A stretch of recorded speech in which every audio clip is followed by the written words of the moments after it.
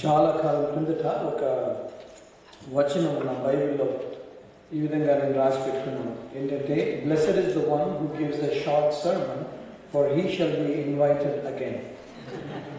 So I think that is very very apt today. చాలా అవసరము. ఎందుకంటే మొదట మాట్లాడుతున్న వాళ్ళు కొద్దిగా ఎక్కువ సమయం తీసుకుంటే ఆఖరిగా మాట్లాడే వాళ్ళు తిట్లు తింటారు. So thankful to God. ఈ రోజున దేవుడు మనకు చక్కటి అవకాశం ఇచ్చి తన సన్నిధిలో మనము మంచి శుక్రవారము, శుభ శుక్రవారము మనము జ్ఞాపకం చేసుకోవడానికి దేవుడు మనకు సమయం ఇచ్చాడు. నేను మా ఇంటి నుండి బయలుదేరి వస్తున్నప్పుడు న్యూ జెర్సీ లోపలికి వచ్చిన తర్వాత దేవుడు నాకు థాట్ ఇచ్చాడు. చాలామంది అంటారు, ఎందుకు గుడ్ ఫ్రైడే ఎందుకు అంటారు. సో నేను ఫేస్బుక్లో ఒక మాట పెట్టాను వచ్చే ముందు. So those who are offended that this Good Friday is called a Good Friday, I apologize, I'm sorry, but I have a different name for that. It's called the Best Friday. చరిత్రలో ఆ good Friday అనే దినాన్ని మీరు తీసేస్తే మనిషికి ఒక hope అనేది లేదు.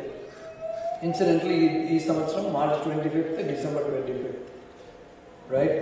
ఈ రెండు మీరు గుడ్ ఫ్రైడే తీసేస్తే మీరు December 25th తీసేయాలి. Very very valuable day. కాబట్టి యేసు ప్రభు వారు శిలువ మీద మాట్లాడిన మాటలలో రెండో మాట మనం ఒకసారి చూసుకున్నాం. లూకా సువార్త 23వ అధ్యాయంలో ఈ మాట మనకు కనబడుతుంది. యేసుక్రీస్తు వారికి ఇరువైపులా ఇద్దరు దొంగలు ఉన్నారు. ఆ సమయంలో మీరు మత్తయి సువార్త 27వ అధ్యాయంలో, మార్కు సువార్త 15వ అధ్యాయంలో చూస్తే వీళ్ళిద్దరు కూడా యేసుక్రీస్తు మీద నిందలు మోపిన వాళ్ళే. ఈ రోజున మనము ఈ కొన్ని నిమిషాలలో, నాకు ఇచ్చిన 15 నిమిషాలలో మనం 10 అంశాలు ఈ ఒక్క మాట ద్వారా మనం ఆలోచన చేసుకున్నాం. I would encourage you to write this because they are very quick. So 10 నిమిషాలు మనం ఈ సంగతిలో మాట్లాడుతున్నాం. చూడండి, వీళ్ళిద్దరు కూడా యేసుక్రీస్తు మీద వాళ్ళు నిందలు మోపుతున్నారు. ఏం మోపుతున్నారు అని అంటే, నువ్వు రక్షించుకో, మమ్మల్ని కూడా రక్షించుకోమని. ఆ పరిస్థితిలో దే ఆర్ లీగలీ, లాఫుల్లీ, వారు చట్ట ప్రకారంగా, ఆ దేశం యొక్క చట్ట ప్రకారంగా వాళ్ళు మరణానికి వారు అర్హులు, వారు తగును అని వాళ్ళకి సిలువ వేశారు. That's a capital punishment. మనకి ఇండియాలో ఏ విధంగా ఉరిది ఇస్తారో, అమెరికాలో లీథల్ ఇంజెక్షన్ ఇస్తారో, ఆ రోజులలో సిలువ వేయబడ్డాం. So they have been proved that they have to die. వాళ్ళు చనిపోవాల్సింది అని ప్రూవ్ అయిపోయింది. కాబట్టి యేసుక్రీస్తు ప్రభువుకి అన్యాయం తీర్పు, దట్స్ ఫైన్. కానీ ఇరువైపులో ఉన్న ఇద్దరు దొంగలు ఏం చేస్తున్నారంటే, ఇద్దరు కూడా ఏమంటున్నారంటే, నువ్వు రక్షించుకో, మమ్మల్ని కూడా రక్షించుకోవాలి. ఎందుకు ఆ మాట అన్నారంటే, ఒక మాట ఆలోచన చేద్దాం. సరే, యేసు ప్రభు వాడిని దించాడు అనుకోండి. వాడిని దించిన తర్వాత అసలు వాడు ఏం చేద్దాం అనుకున్న మాటలు అడిగినాడు. It means he had an agenda. దాని తర్వాత కూడా ఏదో ప్లాన్ ఉన్నాయి తన లైఫ్లో. నేను చేసిన తప్పుకి నేను శిక్ష అనుభవిస్తున్నాను అని ఆలోచించకుండా ఏమంటున్నాడంటే, హీ హ్యాజ్ అన్ ఎజెండా. కయీను తన జీవితంలో ఇదే మాట అన్నాడు. తను శపించబడిన తర్వాత ఆయన దేవుడితో అన్న మాట ఏంటంటే, my punishment is bigger than I can bear అంటాడు. నా శిక్ష నేను భరించడానికంటే ఎక్కువైంది. అసలు నీ శిక్ష కాదు, నీ పాపం వలన నేను వచ్చిందన్న సంగతి మర్చిపోతూ మంచి మాట అన్నాడు బ్రదర్. ఏమన్నాడు చెప్పండి? వై డు వి థింక్, ఎందుకు అనుకుంటాం మనం పాప క్షమాపణ అవసరం లేదనుకొని? We try to ignore certain things. అలవాటు అయిపోద్ది. కాబట్టి ఈ పరిస్థితిలో ఇద్దరు దొంగలు ఏం చేస్తున్నారంటే, యేసు ప్రభు మీద నిందలు మోపుతున్నారు.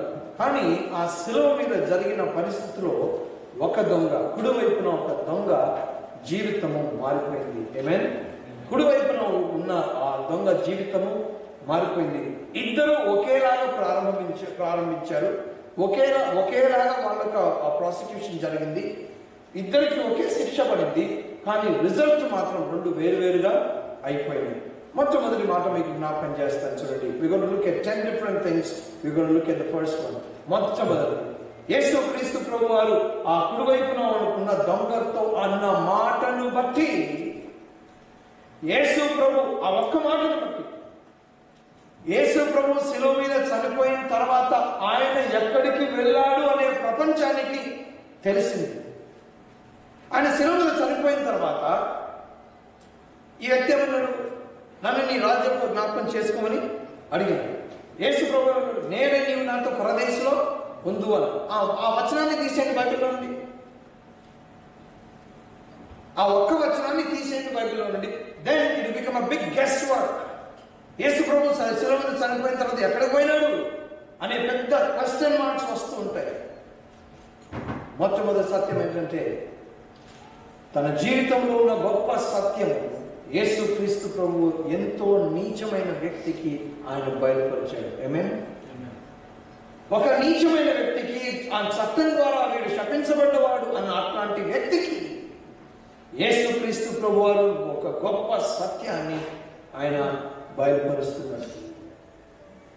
మొదటి పేతురులో మీరు చూసిన తర్వాత, పేతురులో మీరు చూసినప్పుడు యేసు క్రీస్తు ప్రభువు ఎక్కడికి పోయినాడు? ఆయన ఎక్కడికి పోయినాడు? దాని తర్వాత ఆయన కిందికి భూమి లోపలికి వెళ్ళిపోయినాడు. అక్కడ పోయి అక్కడ ఉన్న ఆత్మలకి ఆయన పరిచయం చేసినాడు. దాని తర్వాత ఆయన చెరగా పట్టుకుని పోయినాడు. ఎఫెసీ పత్రిక 4:8 ఉంటుంది. ఆయన మొత్తం జర్నీ అంతా ఎక్కడికి పోయాడు అనేది ఒక పెద్ద చూడండి. ఒక లీడర్ కనబడకపోతే it causes a great confusion. నాకు ఒక పెద్ద క్రైస్తవ నాయకుడు తెలుసు. ఆయన ఏం చేస్తారంటే, ఎప్పుడైనా ఇంపార్టెంట్ మీటింగ్ ఉంటే ఆయన స్విచ్ ఆఫ్ చేసుకుంటాడు. ప్రపంచంలో ఎవరు కాల్ చేసినా కేర్ చేయడు, ఎత్తడు. You know what's going on? మొత్తం సంఘంలో ఏంటి తెలుసా? ఒక టెన్షన్. అన్న ఎక్కడ పోయిండు, అన్న ఎక్కడ పోయిండు, ఏమైంది, ఫోన్ ఎత్తట్లేదు, ఏం రిప్లై ఇవ్వట్లేదు, ఎక్కడ పోయిండు. యేసుక్రీస్తు ప్రభువు లాంటి పరిస్థితి తేకుండా నీకు నాకు ఆయన ఎక్కడికి వెళ్ళాడని చెప్పడానికి ఆయన సీక్రెట్స్ ఎవరికి చెప్తాం చెప్పండి? ఎవరు చెప్తాం? దగ్గరలో ఉన్న వాళ్ళకి చెప్తాం. మంచి టాప్ సీక్రెట్స్ ఉంటాయి, అవి ఎవరికి చెప్తాం? అందరికీ చెప్తాం. కానీ యేసు ప్రభు ఈ వ్యక్తిని ఇంతవరకు తిట్టినవాడు కదా, ఇంతవరకు తిట్టినవాడిని సడన్లీ ఆ వ్యక్తి మారిపోయినప్పుడు యేసు ప్రభు అంటాడు, అరే నా ప్లాన్ నీకు చెప్తాను కదా, నేను ఎక్కడ పోతున్నా నీకు చెప్తాను. దట్స్ వాట్ హి మెంట్ కదా. జ్ఞానులకు దేవుడు బయలుపరచలేదంట, ఆయన ధనవంతులకు బయలుపరచలేదంట కదా. మొదటి కొరింథీ 1:4-25 ఉంటుంది. మొట్టమొదటి ఏంటంటే, he revealed his great plan, గొప్ప సత్యాన్ని, గొప్ప ప్రణాళికని ఆయన ఒక నీచుడైన ఒక వ్యక్తికి ఆయన గుర్తు చేశాడు.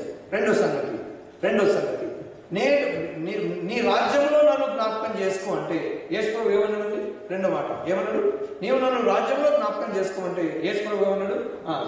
ఆ క్వశ్చన్ అడిగితే ఏం చెప్తాం చెప్పండి? మనం మిమ్మల్ని అడిగారు అనుకోండి, సార్ మమ్మల్ని జ్ఞాపకం చేసుకోండి అంటే సరదా అని చెప్తాను కదా.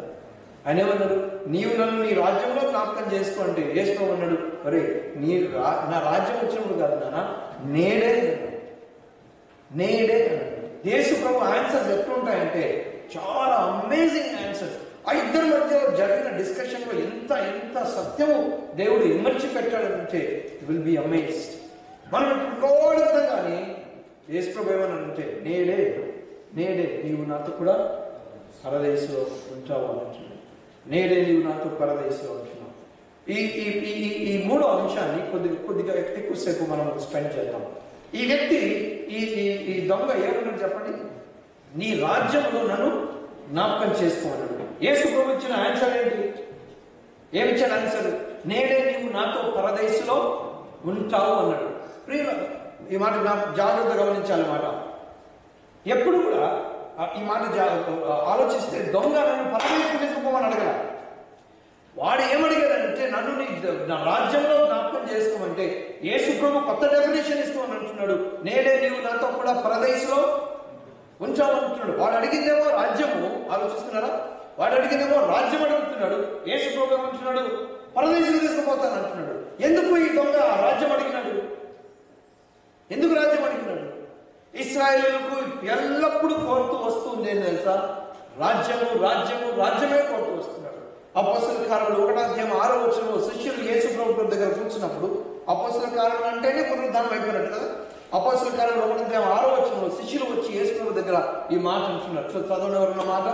కాబట్టి వారు కూడి వచ్చినప్పుడు ప్రభువా, ఈ కాలమందు ఇశ్రాయేలునకు రాజ్యమును మరలా అనుగ్రహించదు. ఆయన పునరుద్ధరణ అయిన తర్వాత కూడా శిష్యులు ఏమంటున్నారు? నీ రాజ్యం నాకు కావాలంటున్నారు. ఎప్పుడు వస్తుందంటున్నారు?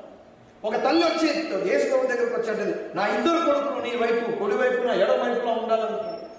ఎప్పుడు వాళ్ళ ఆలోచన అంతా రాజ్యమే. యేసుక్రీస్తు శిలువ మీద ఉంచినప్పుడు one thing we need to remember, don't try to super spiritualize what was happening at the cross that day. Human level తీసుకొచ్చి లీగల్ చెప్పండి. ఈ ఎలక్షన్ ఏదో జరుగుతుంది అమెరికాలో, right? I want to contemporarize this. Election జరుగుతుంది. How many of you can see that the coming of the Lord is very close? ఆ కన్ను అనుకున్నాయి. మనం పొలిటికల్ గానే ఆలోచిస్తున్నాం. See, we are no different from those people that day at the cross. యేసు ప్రభువుని సిలువ వేసినప్పుడు ఎట్లయితే ఆ జనాలు అడవున్నారో మనం వాళ్ళకంటే డిఫరెంట్ అయ్యి కాదు. నేను ఒక మాట ఎలక్షన్స్ లో చాలా జాగ్రత్తగా చూస్తూ వస్తున్నాను. ఏమన్నా తెలుసా? We have to make a deal. I can make a better deal. I can make a better deal అనే మాట వింటున్నాం. డీల్ అనే మాట వింటున్నాం. ఇశ్రాయేలులకి పాలస్తీనులకి కావాల్సిందే ఒక పీస్ఫుల్ డీల్ కావాలి. Do we have those eyes to look at what's going to happen? Human లెవెల్లో ఆలోచన చేస్తుంటే ఆ దొంగ ఆ రోజు రాజ్యం గురించి అడుగుతున్నాడు. దేవుడు వాడికి దైవ జ్ఞానం ఇచ్చి పరలోక రాజ్యం గురించి చెప్పాడో లేదో I don't know, that's a big question mark. కానీ వాడి కళ్ళంతా ఏమన్నానంటే నీ రాజ్యం నాకు దయచేయమన్నాడు. వేసుకోమన్నాడు. రాజ్యం కాదు, నేను నేడు నాతో కూడా పరదేశంలో ఉంటాను. ఒక మాట ఆలోచన చేయాలి. యేసు ప్రభుతో ఈ దొంగ ఈ మాట అనడానికి కారణం ఏమైండొచ్చు? ఎన్నో అయిండొచ్చు. కానీ ఒకటి మాత్రం చాలా తేటగా అపారెంట్ అనబడింది ఇంగ్లీష్లో కదా, దాన్ని దాచిపెట్టలేము, చాలా క్లియర్గా తెలుస్తుంది. ఏంటన్నమాట? యేసు ప్రభువు తన సిలువలో పలికిన మొదటి మాట, తండ్రి వీరేం చేస్తున్నారో వీరెరుగరు కనుక వీరిని క్షమించండి అన్న మాట ఈ దొంగ కూడా విన్నాడు. ఈ దొంగ కూడా విన్నాడు. My dear brothers and sisters, మన క్రైసిస్లో మనం ఏ విధంగా రెస్పాండ్ అవుతామో దాని యొక్క ఇన్ఫ్లుయెన్స్, దాని యొక్క పర్యవసానము వేరే వాళ్ళ మీద పడుతుంది. మీరు ఒప్పుకుంటారో లేదో నాకు తెలియదు. The way you respond in crisis has an impact on the people who watch you. It has an impact on the next generation. వాళ్ళు మిమ్మల్ని చూస్తున్నారు.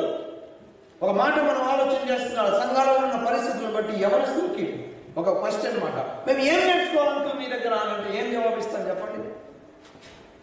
ఆ రోజున యేసు ప్రభువుని ఎంత దారుణంగా ఆయన తల మీద ముళ్ళు కిరీటం పెట్టేసి ముఖం మీద గుద్ది ఆయనను గడ్డం లాగేసి ఆయన మీద ఉమ్ము వస్తూ ఇంత చేస్తుంటే యేసు ప్రభు అంటాడు, వీళ్ళు ఏం చేస్తున్నారు వీళ్ళు తెలియదు. నిజంగానా? వాళ్ళకి తెలీదా? వాళ్ళకి తెలీదా? ఆ మాట ఈ దొంగ విన్నాడు. ఈ మాట దొంగ విని వీరేం చేస్తున్నారో వీరికి తెలియదు కాబట్టి వీరిని క్షమిస్తున్నాను అంటాడు. ఓ ప్రభువా, there is something different in it. ఒక క్రైస్తవంలో ఆ క్షమాపణ గుణమే that's the best thing in a Christianity. పిల్లల క్రైస్తవత్వంలో క్షమాపణ అనేది సెంట్రల్ ఫిగర్. మీరు క్రిస్మస్ తీసుకోండి, మీరు గుడ్ ఫ్రైడే తీసుకోండి, ఏదైనా తీసుకోండి. ఎందుకు క్రైస్తవులు దాడి చేయాలి చెప్పండి వేరే దేశాల మీద? ఎందుకు చేయాలి చెప్పండి? It's always because we know how to forgive. ఎందుకంటే యేసు ప్రభువు క్షమించమన్నాడు కాబట్టి మనం క్షమిస్తుంటాం. కాబట్టి ఆ వ్యక్తి యేసు ప్రభు తనను సిలువ వేస్తున్నప్పుడు క్షమించమని అడిగినాడు. 5వ మాట జ్ఞాపకం చేస్తాను. 5వ మాట చెప్తున్నాడు చూడండి. యేసు ప్రభు ఈ సాధారణంగా ఈ మాట మనం ఎక్కువ గమనించాం. 43వ వచనం చదవండి. 43వ వచనము లూకా 23:43.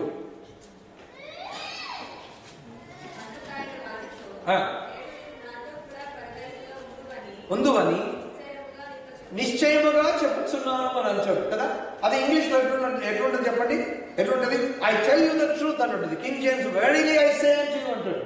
నిశ్చయముగా నేను చెప్పుచున్నాను అంటే యేసు ప్రభు చెప్పే మాట, దాన్ని కొట్టేయడానికి లేదు, దాని గెస్ వర్క్ కాదు, అది ఖచ్చితంగా నేను నాతో పరదేశంలో ఉంటావు అని అంటాడు. I tell you the truth అని అంటున్నాడు. Verily, verily I say unto you, unless a man be born again, he cannot enter the kingdom of God. Verily, veritas అనే మాట, సత్యము అనే మాట అంటున్నాడు. ఈ మాట ఈ దొంగ దగ్గర యేసు ప్రభు అంటున్నాడు. అంటే ఏమాట? నా మాటే నా గ్యారంటీ కాదు, నా మాటే నా గ్యారంటీ. నువ్వు చనిపోతే నువ్వు నాతో కూడా ఉంటావు. ఈ మాట నేను ఆలోచిస్తుంటే అనిపించింది అనమాట. కొన్నిసార్లు ఫ్రెండ్స్ మనం ఇండియా 2 ఫ్యామిలీస్ ఇండియాకి వెళ్తున్నాయి అనుకోండి, ఇక్కడ కలుస్తాం. అదే వారంలో వెళ్తున్నాం వేరే వేరే డేట్స్లో. ఇక్కడ బాయ్ అని హెల్ అని బాయ్ బాయ్ చేసేసి అక్కడ ఎయిర్పోర్ట్కి వెళ్తాం. ఎయిర్పోర్ట్ వెళ్ళిన తర్వాత ఏం మాట్లాడుకుంటారు? Okay brother, see you Hyderabad అంటే మళ్ళీ కలుద్దాం. ఆ జాయ్ అంత ఎట్లుంటుంది కదా. మనం ఈ దేశంలో ఉంటున్నాం కానీ మనం ఇంకో దేశానికి వెళ్ళినప్పుడు మనం ఇంకోసారి చూస్తున్నప్పుడు ఆ జాయ్ వేరు. ఎస్తో ఇండైరెక్ట్గా మన భాషలో మాట్లాడుకుంటుంటే అరే నేను ముందు చనిపోతానేమో, తర్వాత సాయంత్రం కలుద్దాం కింద సాయంత్రం కలుద్దాం. వాగ్దానం ఇచ్చి వాగ్దానము నెరవేర్చేదే. ఏమంటున్నాడు? Verily I say unto you, నిశ్చయముగా నేను నీకు చెప్తున్నాను. 40వ వచనంలో ఒక మాట, చాలా స్ట్రేంజ్ మాట మనకు కనబడుతుంది. ఆ దొంగ ఇంకొక దొంగని ఆయన గద్దిస్తూ ఏమంటున్నాడు చూడండి. 40వ వచనం, రెండవ వాడు వారిని గద్దించి నీవు అదే శిక్షా విధిలో ఉన్నావు కనుక దేవునికి భయపడవా. దేవునికి భయపడే పాయింట్ ఎక్కడి నుండి వచ్చింది? అక్కడ ఇక్కడ సిలువ మీద ఎవరికి భయపడాలి? సిలువ వేసింది ఎవరు? రోమా ప్రభుత్వం. ఎవరికి భయపడాలి? రోమా ప్రభుత్వానికి భయపడాలి. కానీ ఈ దొంగ ఏమంటున్నాడు? రోమా ప్రభుత్వం కాదు, నీ ఎవరికి భయపడాలంట? దేవునికి భయపడాలి. నీ ఆత్మ నేత్రములు మనో నేత్రములు తెరవబడ్డప్పుడు you will get the right perspective in life. వారికి భయపడ్డం, రోమీలకు భయపడ్డం కాదు, దేవునికి భయపడాలంట. దేవునికి భయపడాలి. ఆ మాటకు అర్థం ఏంటంటే, మరి నేను నా మనసు మారిపోయిందిరా. ఒక విధంగా మాట్లాడుకుంటుంటే దాని అర్థం ఏంటంటే ఇంకో దొంగతో చెప్పడం, రే నా మనసు మారిపోవడానికి కారణం ఏంటి తెలుసారా? నాకు దేవుని భయము వచ్చింది. క్రైస్తవుల్లో దేవుని భయం ఉందా? మన జీవితాలు మారిపోవాలంటే దేవుని భయం మన జీవితంలో ఉండాలి. 7వ వచనం, little controversial but very important to know. ఈ దొంగ బాప్తిజం తీసుకుని పోయినాడా పరలోకానికి?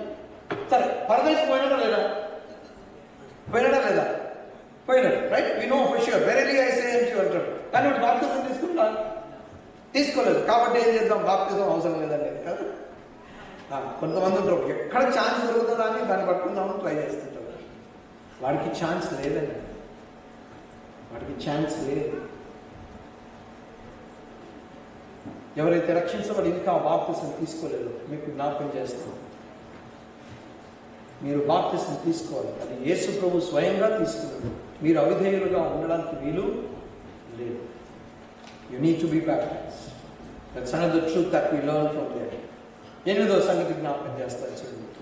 ఒక మనిషి యొక్క మారు మనసు వలన, ఈ మాట జాగ్రత్తగా గమనించాలి. You should listen to this very carefully. ఒక మనిషి యొక్క మారు మనసు వలన ఆ వ్యక్తి క్షమించబడడు. You correct? Listen to me carefully. A man's repentance does not bring him salvation. A man's repentance does not bring him salvation, but it is the grace of God that brings you salvation. You don't get saved by what you give up. You get the point? మీరు ఏదైతే వదులుకుంటారో దానిని బట్టి మీరు రక్షించబడరు, కానీ ఏదైతే మీరు పొందుకుంటారో దాని ద్వారా మీరు రక్షించబడతారు. ఆమేన్. కొంతమంది చాలా స్ట్రాంగ్ విల్డ్ పీపుల్ ఉంటారు. సిగరెట్ మానేస్తారు, తాగుడు మానేస్తారు, నేను ఎప్పుడైనా కంట్రోల్ చేసుకోగలను అంటాడు. Has he become is he saved just because he gave up drinking? No, you don't get saved. నువ్వు ఏదో వదిలేసుకున్నందువలన నువ్వు రక్షించబడవు, కానీ నువ్వు పొందుకున్న దాని వలన నువ్వు రక్షించబడతావు. ఈ వ్యక్తి యేసుక్రీస్తు కృపను అనుభవించిన వ్యక్తి. ఈ కృపను అనుభవించిన వ్యక్తి 9వ సంగతి చెప్తున్నా చూడండి. సిలువ అది ఆ రోజు క్యాపిటల్ పనిష్మెంట్ అయినప్పటికీ ఒక దొంగ హృదయాన్ని తెరిచింది. ఈ మాట చెప్తాను చూడండి. సిలువ గనక మీ జీవితంలో పని చేయకపోతే ప్రపంచంలో ఇంకా ఏది కూడా మీ మనసుని మార్చదు. It's the most powerful thing. మెడలో వేసుకోవడం చాలా ఈజీ, కానీ ఆ సిలువ నీ జీవితాన్ని మార్చేయాలి. డాక్టర్ నీకు ఇది ఒక్కటే మందు నువ్వు తీసుకుంటే, ఈ ఒక్క పిల్లు తీసుకుంటే నేను బాగుపడతావు అంటే, అది తెలిసి తీసుకోకపోతే నష్టపోయేది నువ్వే. ఆ సిలువ గనక నీ హృదయాన్ని కరిగించలేకపోతే ఇంకా నీ జీవితంలో ఎవరు బాగు చేయలేరు. 10వ సంగతి, ఆ దొంగ యేసుక్రీస్తు ఇచ్చిన ఆ ఆశీర్వాదాన్ని అదే రోజు అప్పటికప్పుడే అనుభవించినాను. ఆమేన్. ఎప్పుడో కాదు, నేడే నీవు నాతో కూడా పరదేశం. He enjoyed the benefits right away. ప్రసక్తిలో ఒక మాట ఉంది, you have set eternity in the hearts of men అని అంటాడు. నువ్వు మనుషుల హృదయంలో నిత్యత్వము స్థాపించినావు అని అంటాడు. ఎప్పుడు? ప్రభా నేను పాపిని అని నువ్వు ప్రభు దగ్గరకు వచ్చినప్పుడు జీవితం అప్పుడే మారిపోతుంది. కానీ ఒక సంగతి మనం గమనించాలి, ఈ దొంగ ఈ రోజున దేవుడి సన్నిధిలో ఉన్నాడు.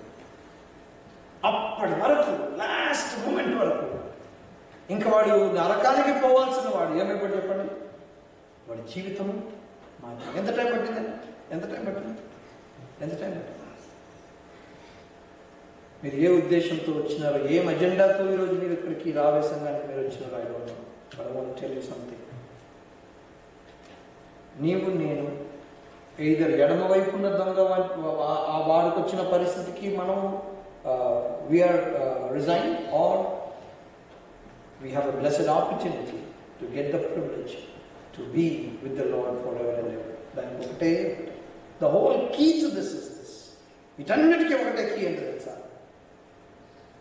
Did you ever ask Jesus that question? యేసు ప్రభుని ఎప్పుడైనా నువ్వు అడిగినా, ప్రభువా నన్ను క్షమించు?